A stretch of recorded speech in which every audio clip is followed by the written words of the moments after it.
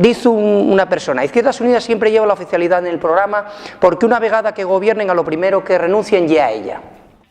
Bueno, volveremos a llevar la oficialidad en el programa y volveremos a intentar imponer nuestro programa electoral, pero eso depende del voto de los ciudadanos. Si los ciudadanos te dan el 10% del voto o menos, pues tienes menos posibilidades de imponer tu política, ¿no? Yo creo que está en el programa electoral, es una de las prioridades de Izquierda Unida, cada vez más prioritaria porque cada vez vemos con más alarma la pérdida de la lengua, ¿no?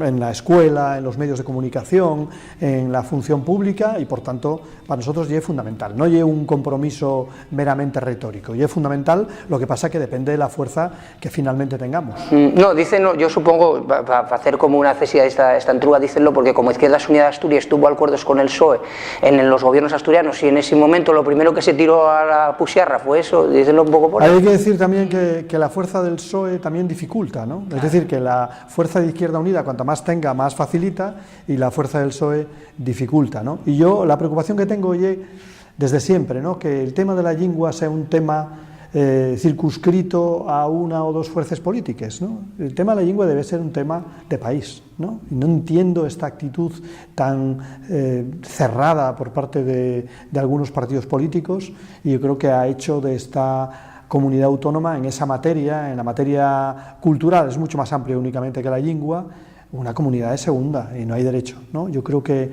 en ese sentido todo lo que puedan hacer, bueno, pues la Academia de la Lengua, Xunta Pola y demás, porque los partidos políticos incorporen esta oficialidad como parte esencial de su programa, pues nos facilitará a los que lo defendemos que finalmente se traslade al Estatuto de Autonomía, ¿no? Porque bueno, esa ha sido también una de las dificultades. Yo he estado en más de un Estatuto de Autonomía y ha sido realmente un calvario.